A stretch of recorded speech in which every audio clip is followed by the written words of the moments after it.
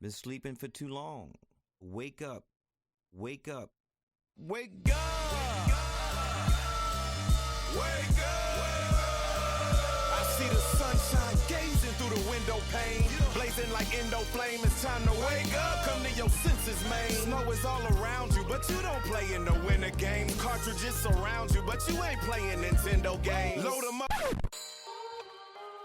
Greetings and welcome back to the Woke Podcast. I am your host, Brandon Jones, and we're going to continue our conversation with Mr. Sam Simmons. Obviously, you guys know that, I enjoy talking to this dude because he's been on the podcast. This will be his fourth time. But dude, we have to chop it up with our elders and get that good game, get that good information. So that's what I like to do. So here's Sam. We're continuing off on our conversation. If you haven't heard him in the last 3 times he's been on the podcast, be sure to check that out. If this is your first time checking out the Woke Podcast, welcome to the Woke Podcast. And if you enjoy it, hit me up, let me know. If you don't enjoy it, hit me up and let me know. Either way, share it with somebody you care about. All right, let's go. So one of the things that, back to the middle class, and we talk about Philando. I remember when Philando got shot over there in St. Paul, and I was at breakfast with 4 other black males ranging from 35 to 62. Okay. We're all professionals. And I think we had breakfast or lunch, one of the two, on the day after. And we're sitting there, some of us in tears because some of the guys' kids went to school with this young man. Yeah. And one of the guys said, so my thing that hurt me so bad is I told my kids, and my son in particular, how to act when he deal with police officers, right? And he said that Philando kid did what I would tell him to do, and he's dead. He said, what do I tell my children now? Yeah. Now think about that. That's a repeat of history, because in the past, black men were told by slave master, your kids is mine. I can do whatever I want with them. So we're repeating history there too. Yeah. Right.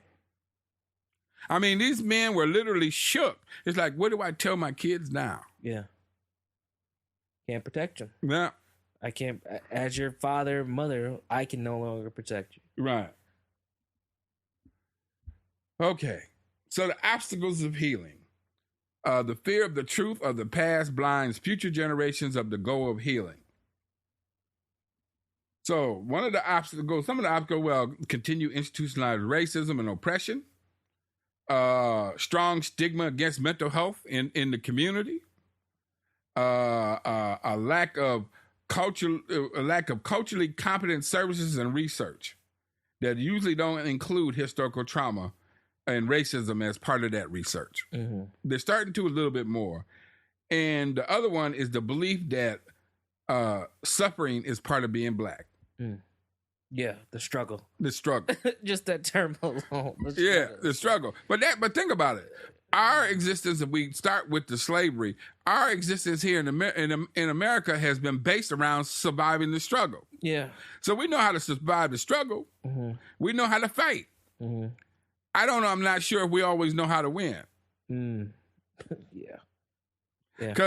Or what to do if you win. Right. Like, what's the plan? Right. I know that Byron Ruskin, one of the things he said was you need an economic plan and a political plan. Yeah. But they didn't want to listen to him because he was gay. Yeah. But he was the man. He was the man. He had the right, yeah.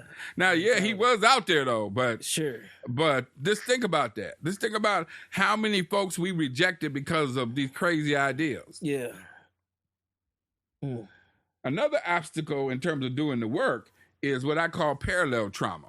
A lot of community work, they want to get people from the community to do the work and that kind of stuff. But parallel trauma is about a staff person whose trauma is the same as the client's. How do you deal with that? Right. Especially if the systems that you work for don't respect you. And the clients see they don't respect you. Right. And the clients will play that against you.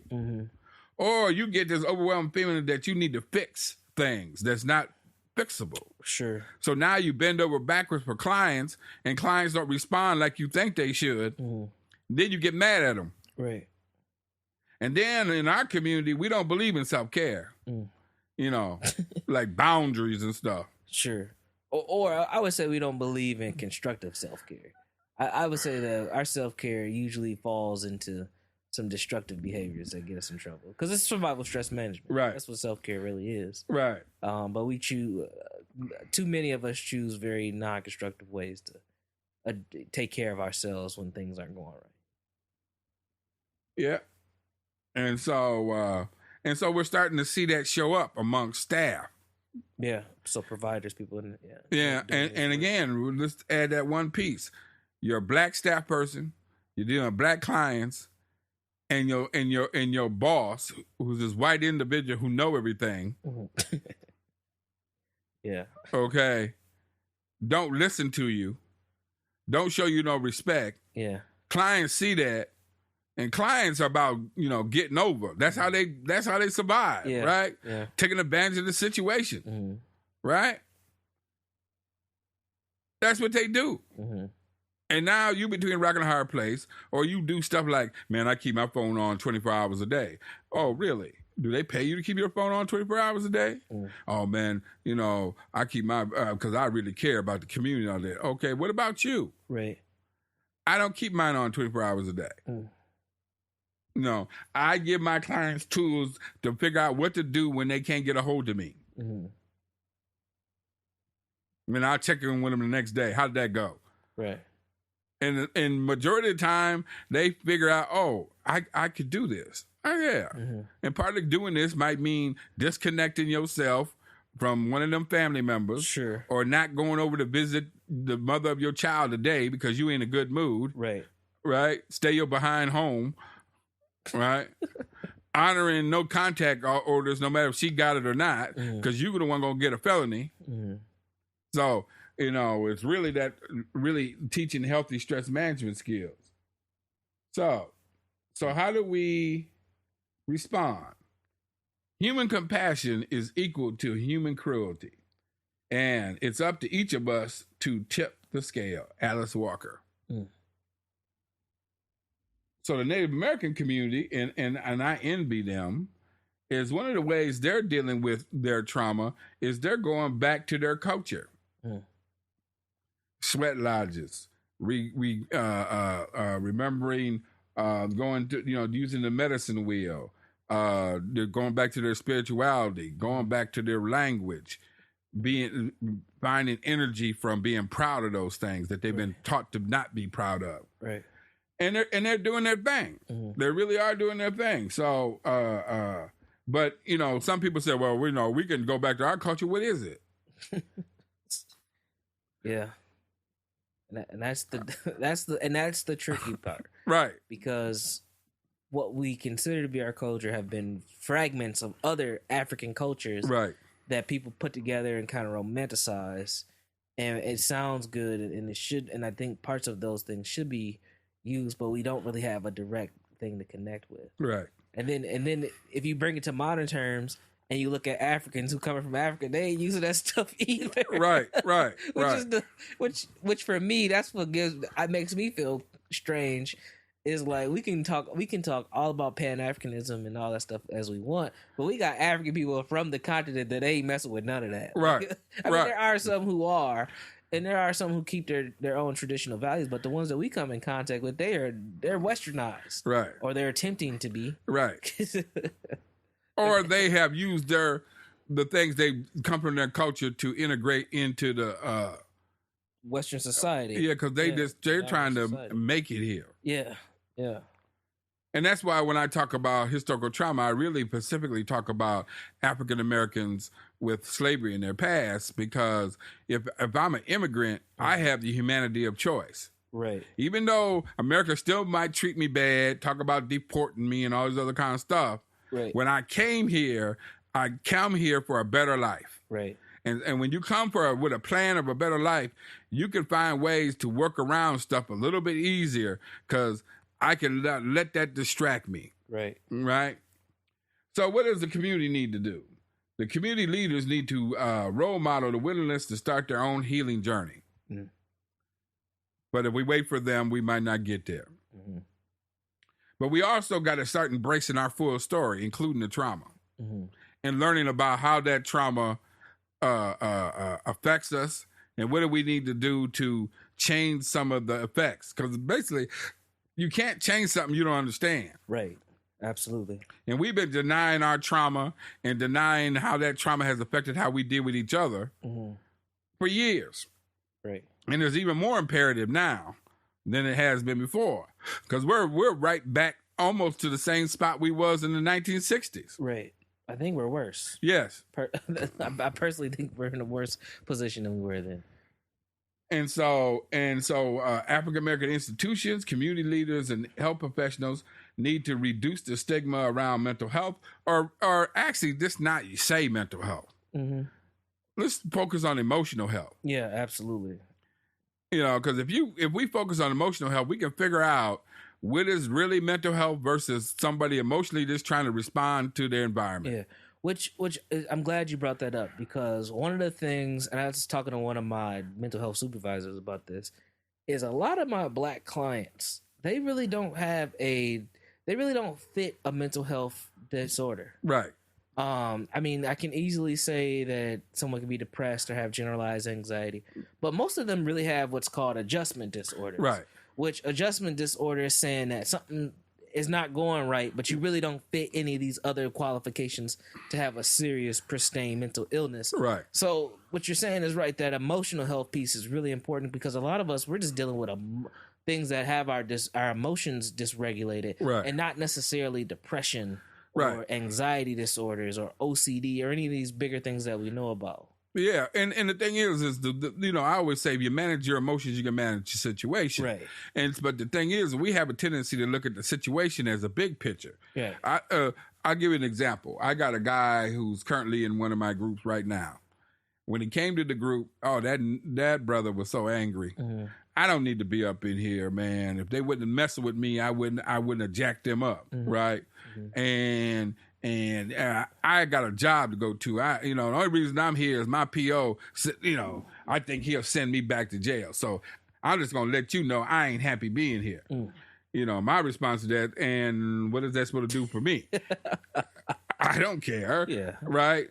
So about 8 weeks into the program is about 14 sessions. He lived in North Minneapolis, and he was leaving a club around 2:00, some club over there, and he's on his way walking home. Mm.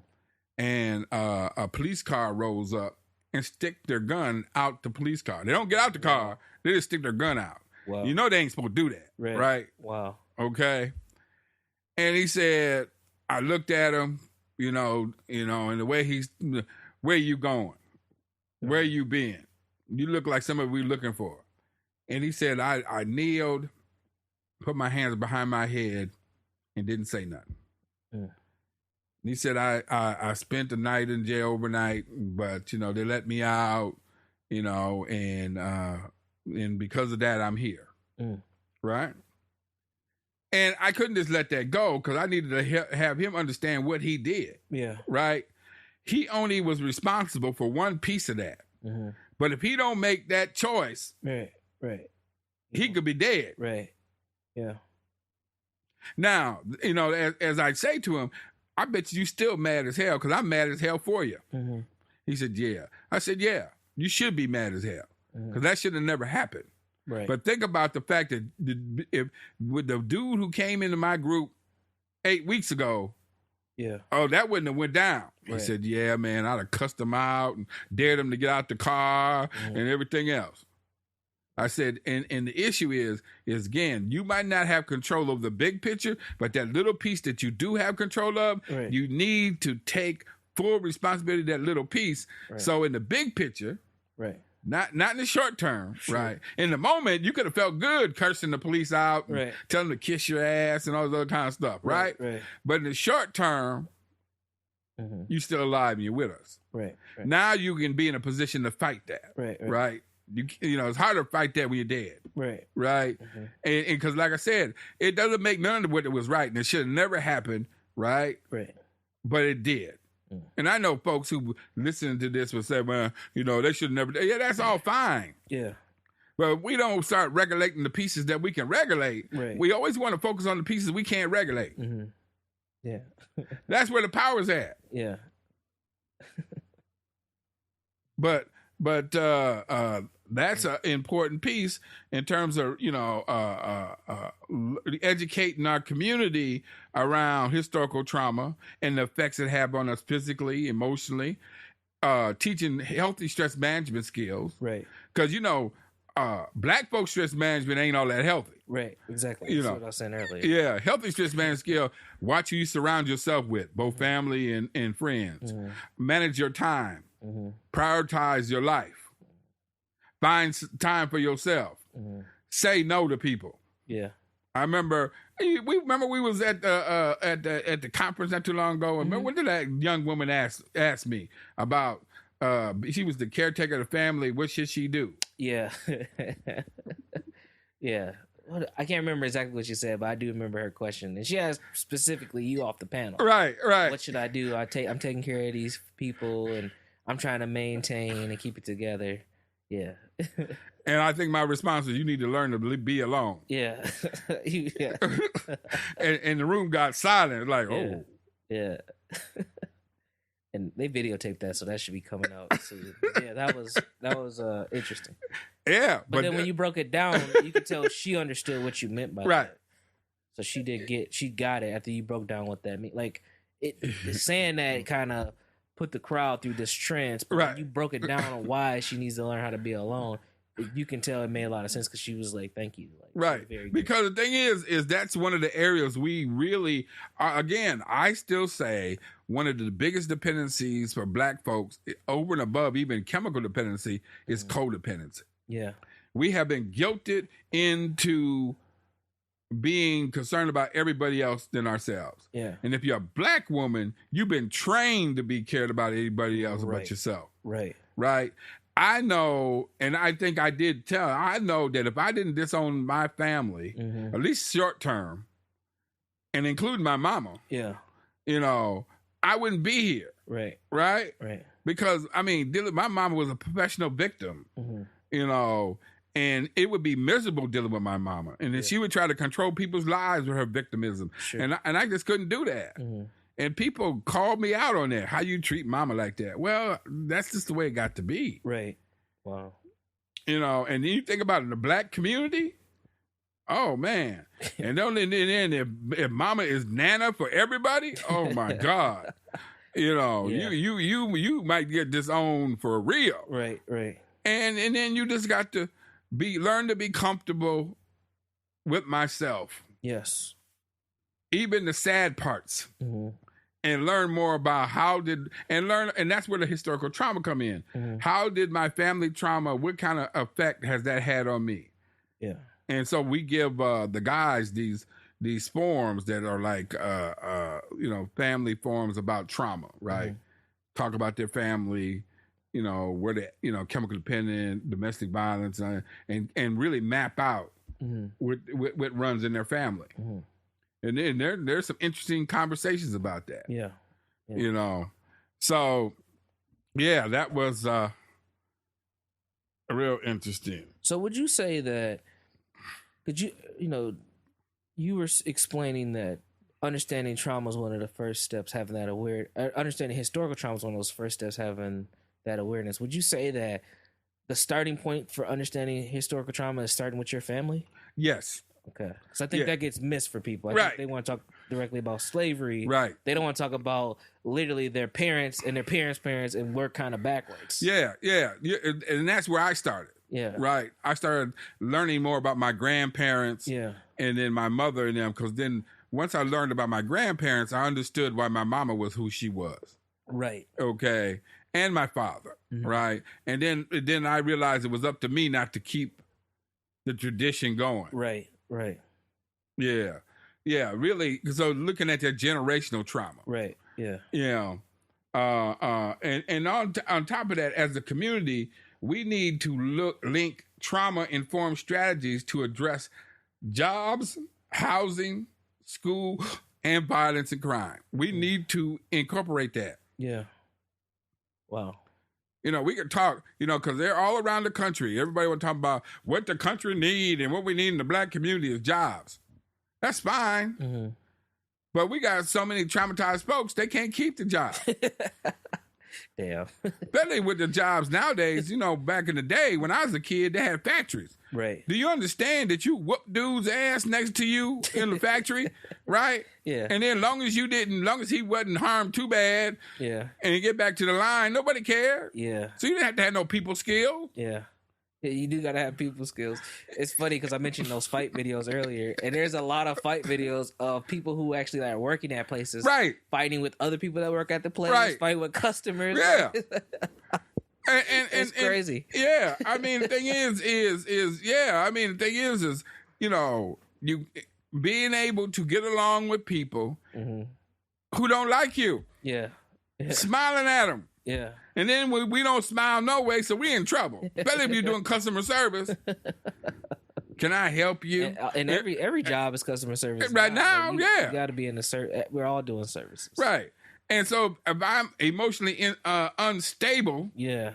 it don't take much to trip my trigger. It might Right. take a while for some of us because we got Sure. some skills, but Sure. and we see that even with our young professionals under the age of 39. Yeah. They can't keep they can't keep no job. Yeah. Got all kind of education stuff, Yeah. but man, hit them triggers. Yeah. And especially with a person who done went to school and everything, who was taught that lie that now you got all these degrees that life is gonna be Right. good for you. Right. Not considering that folks who don't look like you ain't comfortable with you, and it's like you could be without a job and don't even know why. Right. Wow. And Wow. so we need to have a narrative of resiliency that includes forgiveness and hope. Because black folks to be so Christian, I mean, golly, talking about folks holding grudges and stuff, man, you know. And let me see, providers. We got to develop ways to address historical trauma and its legacy by augmenting our medical models, evidence-based practices, individual approaches to therapy and research. Providers who are not from the same culture, they got to, you know, really be aware of their bias, refrain from being so sympathetic that, you know, oh, poor babies, you know, because you can't handle the truth. Try to make it easy to deal with your own guilt. We got to hold some kind of accountability and be aware of your own trauma. And most of all, change does not come without people in power being willing to be uncomfortable. Change does not come without people in power being willing to be uncomfortable. Yeah. Because, you know, we got all our little liberal folks. The reason all this stuff caught them off guard, they too busy trying to make themselves feel comfortable around other people. Right. Yeah. And sometimes you blind yourself to the truth and try to be more concerned about feeling comfortable. Yeah, and that's exactly what happened. Right. I mean, right now, you're talking about equity here in Minnesota, right? Yeah.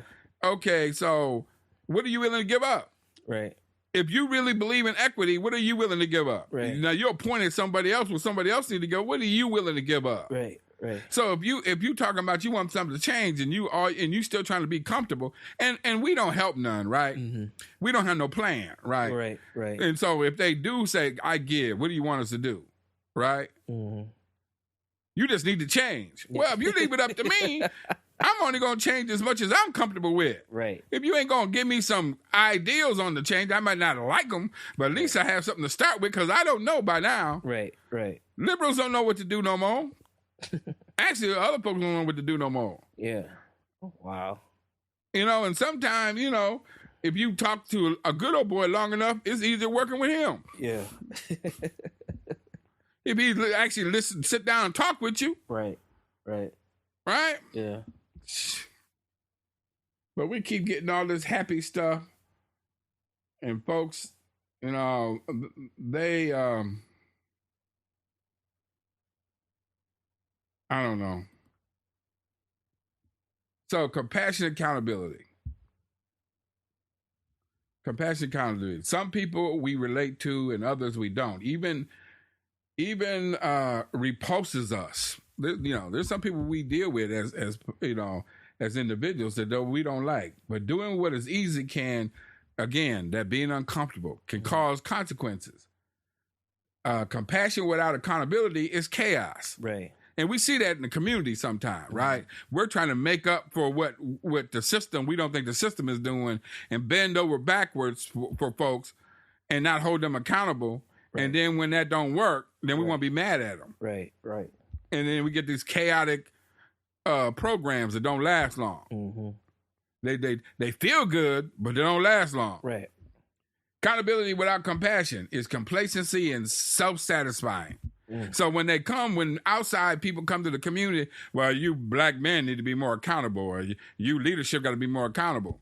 But if you only coming at me with accountability without no compassion, that ain't fair. Right. Because we don't prove what that is, right? So like our response to crack cocaine when it was primarily people of color, there wasn't no compassion in that. Now that we got this medication problem, you see the commercials show compassion because you care about those folks because they look like you. Right. Same with the heroin epidemic that's going on right now. So compassion, accountability without compassion is never fair. Right. Especially when you're working with people. And then if you're going wishy-washy back and forth, that just keeps people confused. So compassion and accountability is helps us seek truth, understanding, forgiveness, justice, humility, and leaves other people empowered without blaming or excusing. So when I say blaming or excusing, because like people say, well, you keep talking about this historical trauma, it sounds like you're making excuses. No, I want you to understand what we are dealing with so you can have better services and quit doing this same old service without regarding what really done happened to people because you can't handle the truth. Right. Because compassion and accountability is not easy to do. Yeah. Because you got to be truthful with yourself. Right. They're like, one is you don't know what you're doing, and two, you scared to give up anything. Right. And that's what we're dealing with now. You get all these folks who want to apologize for their family and stuff. They were racist when you was at the Thanksgiving dinner. Right. Or what one woman said, "Oh, I feel for your children. They're not going to be safe." No, you didn't say that when the young people were saying Black Lives Matter. Yeah. So all of a sudden, over one day, because you can't handle the truth that racism exists in America, and now all of a sudden you care about our kids. Yeah. And I didn't see that before. Yeah. Man, you need to leave. You need to leave me alone. Yeah. It's like I ain't smiling. Like I told a group of them, it's like when you get in the elevator, don't talk to me. Yeah. I ain't in no small talk. I ain't in a kumbaya, and I ain't gonna start smiling because it makes you feel good. So, let me see. What are we gonna do? The village that hides the truth cannot expect to heal, but to pass on the pain. Uncle Big. Yeah. So any further questions? No. I think what you're saying is right along with what I've been saying as far as we got to make some serious culture shift changes. And those culture shift changes have to do with dealing with survival stress management. Right. There are things that are out here that we cannot control. Right. But we have to maximize our abilities and the things that we can control, and that's how we operate. Well, one thing that I didn't mention that I need to mention, and I'm sorry about this, and you might move it. We really, really need to focus on little girls. We have our trauma response to boys trying to save their lives have disregarded girls. Yeah. And that contributes to this behavior you're seeing. Yeah. Because think about it. If we support women and girls, and I know men ain't going to like what I'm getting ready to say. Okay. our community would improve tremendously in 5 years. Okay. Why is that? Because unfortunately, because of the history of the trauma and that artificial matriarchal kind of system, that men are simple, okay? And if women, lead, they'll follow. Now, when I say lead, we're not talking about control. Right. Just think about it. And that's true for a lot of men, by the way. Right? Yeah. So, and since the women are the keeper of the children, that makes a lot of sense. Right. Almost a domino effect. Right. Exactly. Because see, the thing is if women say no to men on a regular basis, men will change. Especially black men. Yeah. So I'm not talking about all that, head of house Bible stuff. I ain't talking none of that. I ain't got time for that. Right. Reality is, if we get past the reality and out of those pieces around them blinders that are in our best interest, because notice blinders are always usually about our best interest, not nobody else. Sure. But think about it. I mean, just think about what I'm saying, right? Because like I said, the biggest blow, the last blow to the black community, one of the major blows was the crack cocaine that affected the women and children. Right. And if we get honest about the civil rights movement and all like that, who was the backbone of a lot of that, even though they didn't get credit? Women. Yeah. I mean, think about the sacrifices those women had to have to allow those men to feel important. And I'm not going to get into mentioning certain names because then y'all want to talk crazy to me. But I got plenty of examples. Sure, yeah. No, I think you're right. And I think of it from a business angle that most marketing is targeted towards women because women will dictate what's going to happen as financially in homes. Right. So, I mean, that makes sense as far as an effort to target, to reshift the culture of women and by domino effect, by happenstance, that should affect children's outcomes and the men to follow. Right. Because the thing is that if we allow women to be good to themselves without being punished by men, think about that.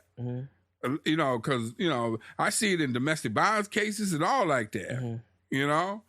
And again, our response to our men and the reason we focus so much on men is a trauma response. Back in the day, if you didn't get young boys' attentions, right, they might be dead. Yeah.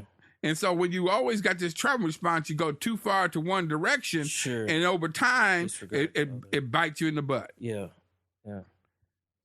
So I agree with what you're saying, but at the same, I think that there's a embedded issue with that. Yes. Because if you're saying that black females need to shift who they are and black males need to agree with that, I don't think that there are a lot of black females that want to shift what's going on. And I'm saying this because I feel like black females agree that they're in a good space. I think not all of them, but a significant amount. I mean, the black females have things. It's funny, I just seen a post about this on Facebook where this dude was like, "Man, I've been to 2 entrepreneurial events in the last 3 days. The first one was about black women. It was standing room only, a bunch of black females in there." He's like, "And today I'm at this event with black males, and there's 6 of us in here. We couldn't fill the room." Right. Because I feel like black females are in a space where they're doing good. They got Black Girls Rock.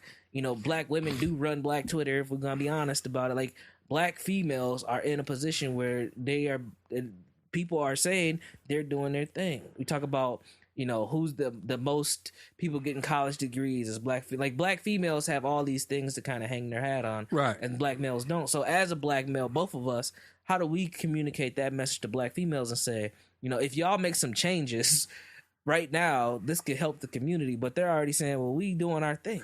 Well, see, I don't think they have to make no changes. Okay, so what do you? Okay, I don't.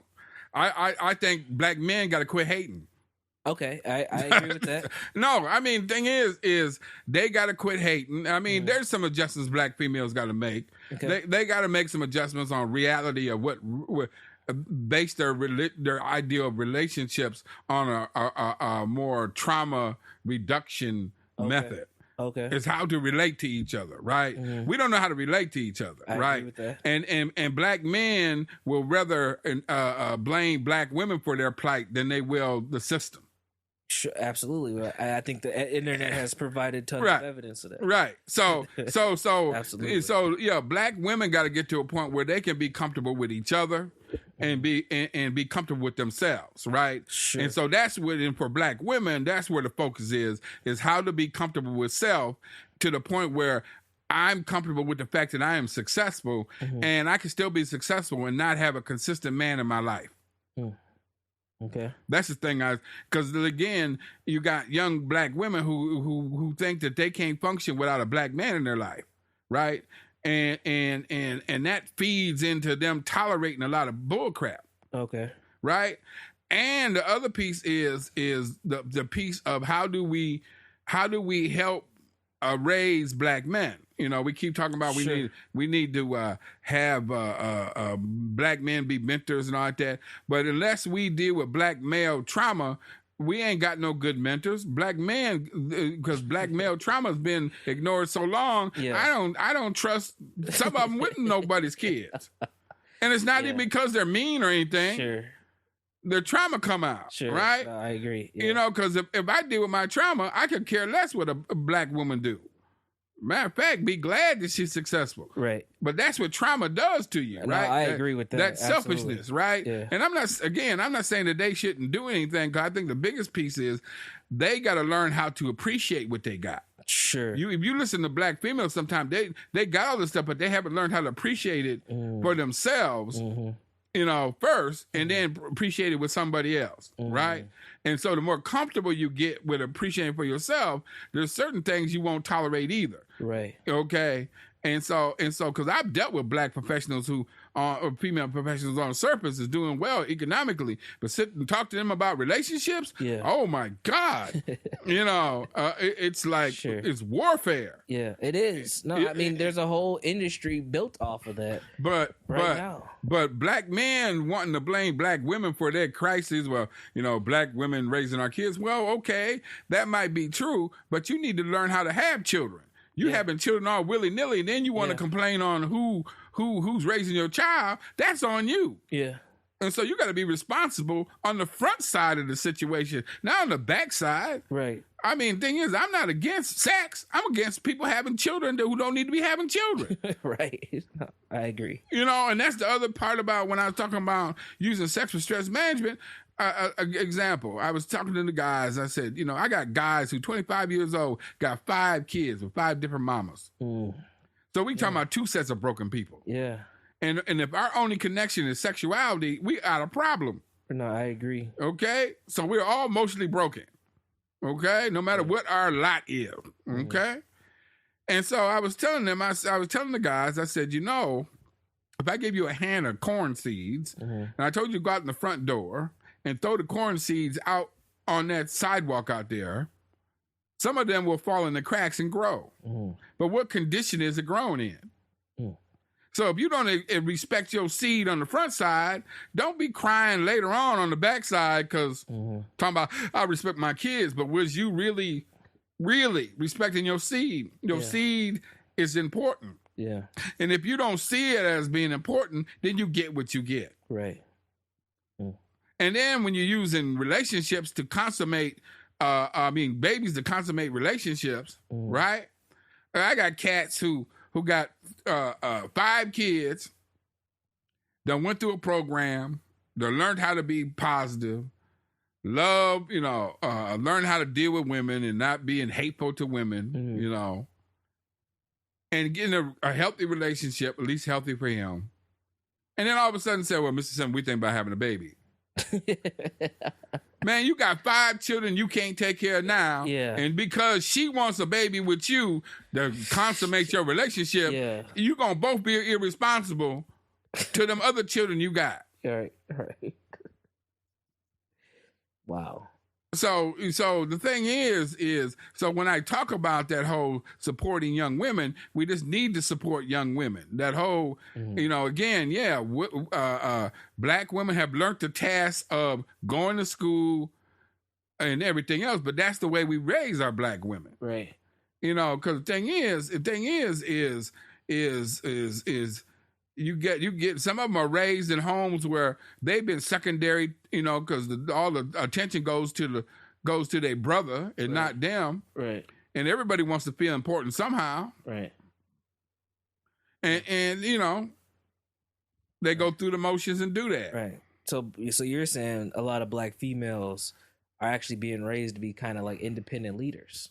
Yeah, well, but see, the thing is I don't think we're doing it in a real structural way. Sure, right? Happenstance. Yeah. They're raised to be independent because it's like that same mama who would raise a piece of man in the house will tell that girl, you don't want to depend on no man. Yeah. Not realizing that she's raising a dude that you warning your daughter up. Yeah. Okay. Non-dependable dude. Yeah. But nobody wants to be alone. Sure. You know what I'm saying? So it ends up being a catch-22. Yeah. But think about this. I don't want to be alone, but I don't trust men, and we don't trust women. But I don't want to be alone. Talk about toxic. Yeah. Especially when neither one sometimes want to be vulnerable, right? Okay, so I'm gonna be in a relationship with you. I'm just gonna keep an eye, pay attention, and if you do something that don't fit within my values, then I gotta move it. Right. But now I'm so codependent, or I done been so sexed down, because I've heard that stuff, right? Yeah, man, this dude, man, he put it on me. This clown ain't no good for you. Sure. But think about it. You get a dude who's about taking care of business. His first concept ain't about putting it on you. Right. His concept of getting stuff done. What you put your mind to is what you do well. Right. So that pretty muscle-bound looking dude, he ain't got no job, but he do what he do well. Right. And he ain't never without no woman. Right. And that same dude who do that don't really trust or like women because he got this bad relationship with his mama. Sure. Right. Wow. So I don't know if you done got me in trouble or what, but no, I think this is a whole other episode by itself. But no, it was a legitimate question you asked. It was, yeah. Because what you said is what men. Well, man, they're doing well. What you talking about? Well, right. And I said that kind of to be devil's advocate too, because I've heard that. Right. Like they're out here doing their thing. So how you gonna say we need to focus on them when they're doing their thing, and it's us, so we're struggling? And I feel like, honestly, for myself, I feel like the work needs to be focused on both, right? And females. Absolutely, and that's why I focus on young people so much. But the issue is we done went so far to one side. Yeah. Okay, that little girls got forgotten. Yes, I'm really talking about little girls. Yeah, and they're showing warning signs of that. That's what's happening. And that's a trauma response when you all or nothing. Yeah, right. So it's not about good or bad. It's about what is. Right. Right. And that's all I'm saying is we done went so far deep in the other end that you got these, these women, they might be successful on the surface. Because I used to have women bring their dudes to my group, drive them there. Yeah. Right. Work at a bank. Got this little good looking thug, right? Bring him here. It's like, baby girl, you can't wait for him. Yeah. Oh, Mr. Simmons, I can't. No. Yeah. And next time, don't bring him. Yeah. Well, he might not come. Well, that's on him. Yeah. But I just want him to be fixed. Okay. Because, I know one thing, being a thug lady, man, shoot, man, you know how to deal with them insecurities and, make somebody feel like they the world. Right. And have them see you ain't worth a damn, but will still, like, defend you, but they see their mamas do that stuff. Right. Interesting.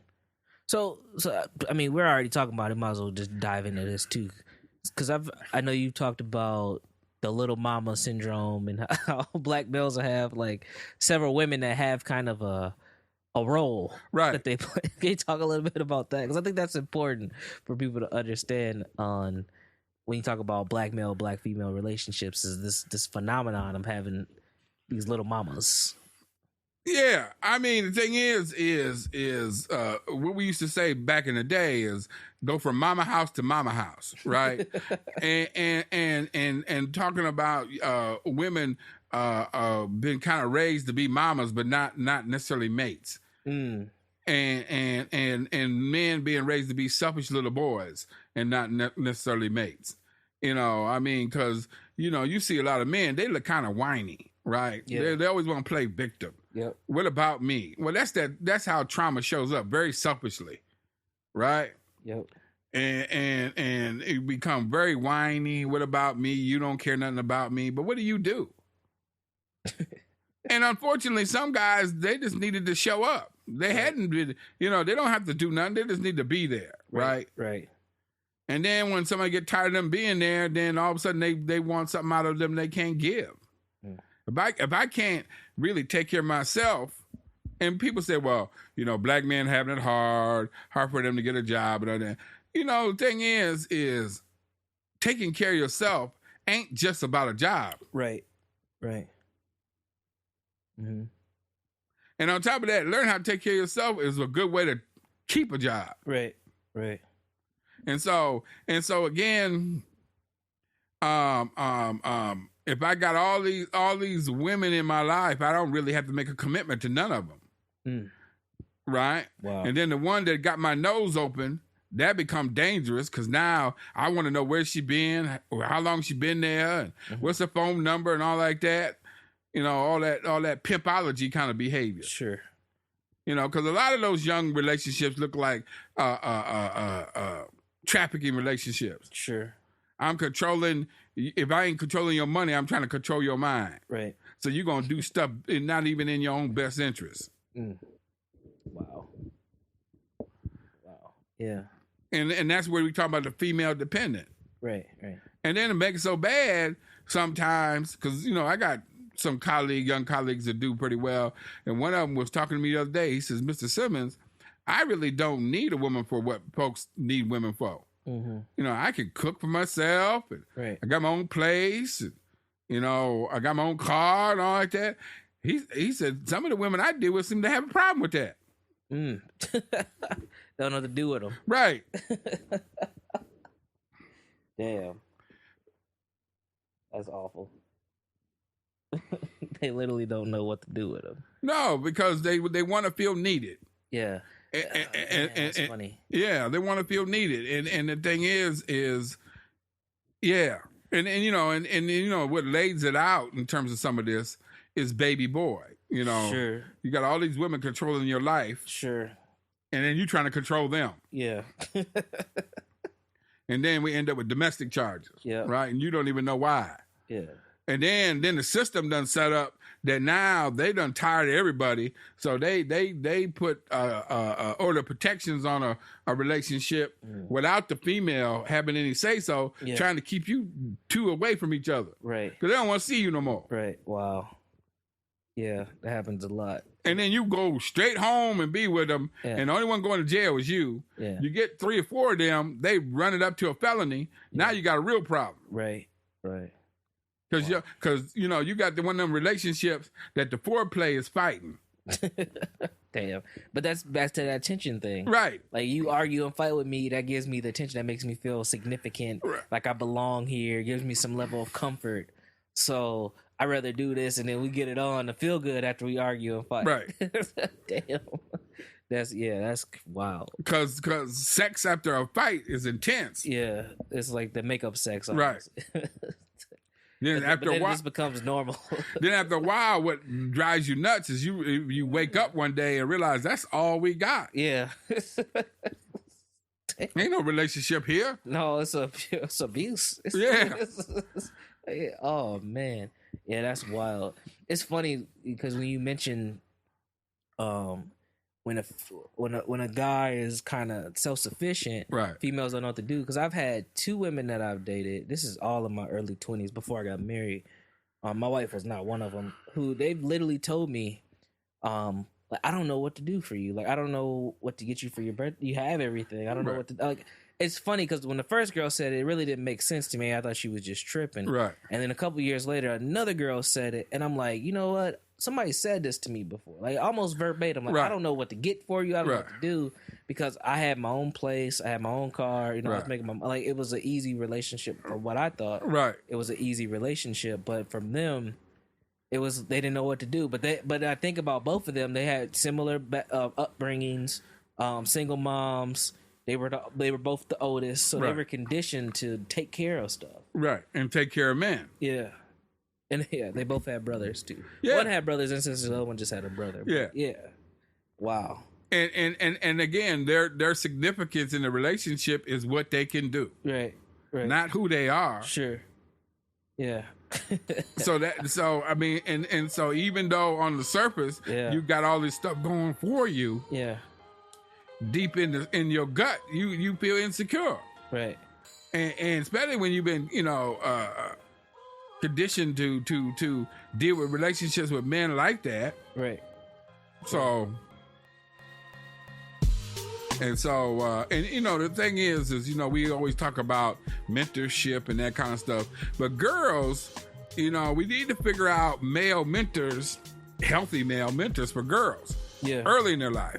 Oh, absolutely. I would say they need models. Right. Over mentors. Right. Because they need people that they might not have direct contact, but they at least know that if they need to connect with them, they can, and they see them. Right. Exactly. I'm leaning more to that too, because girls need their daddy early. Yeah. Because that's when they started feeling. If the daddy makes them feel important, they feel important. Right. And if it sticks, ain't no man gonna make them feel unimportant. Mm-hmm. Right. Wow. Yeah. I think we need to stop it there because we can go on and on. Because there's a lot to this, and I think that black male, black female relationships and us being able to function together, not just intimately, right, but just functioning on a daily basis in a constructive way, I think is a core piece to us getting to a better position than where we're at. Oh yeah, better position where we're at and be better for children because maybe we'll be more respectful in how we have them. Yeah, absolutely. Like the great Dr. Francis Chris Welsen said, when you play with sex, the joke is on the offspring. Ooh, I like that. When you play with sex, the joke is on the offspring. I was like, man, she never lied. No. I have to remember that one. I'll send it to you. Yeah. If I can find the interview she was on, I'll send you that too, because she was dropping some deep jewels, but she went in on that. She was, when you play with sex, the joke is on the offspring, and it's true. And she has said she recommends for black folks, we shouldn't have babies or even entertain it till we turn 30 years old. I wouldn't totally disagree with that. I wouldn't either. Actually, I would say that should be true for a whole bunch of folks. I agree. But if you look at a lot of other communities, that's what they do. Right. I mean, not in a lot of Asian communities because they'll have babies young, but they have more of a family structure that supports that. Right. But a lot of other cultures, they will wait. Right. They will wait till they will wait. Well, see, they're being intentional. Right. That's what I mean. Yeah. Yeah. And that's my point when I say respecting your seed. Right. I ain't against sex. Right. I'm against what you do, being irresponsible how you have children. How you have them. Right. Right. I agree. Yeah. So, yeah, we'll get into that in a later podcast. But it's important, man, because we are in crisis mode. And people... Go ahead. And all of it's tied to a trauma. Absolutely. That's the common denominator all the way around. That one word. Yep, trauma. Trauma. I was talking to somebody. Don't you think people gonna not like that word? Is there any other word? It's the reality. The reality. and I'm unfortunately with working with younger folks, they can handle that truth. Yeah. But because they don't have the filters to block it out and be real. Right. I mean, they don't have I think as we get older, we just start building in filters to make ourselves feel more comfortable, and we need to just deal in reality, and that's where we're at. We are in a toxic, stress, traumatic society, and we're trying to cope with that as best as we can, and unfortunately, our coping is non-constructive, not helping us. Right. So yeah, we'll wrap it up there because that was that was actually pretty good. I might put that part off first.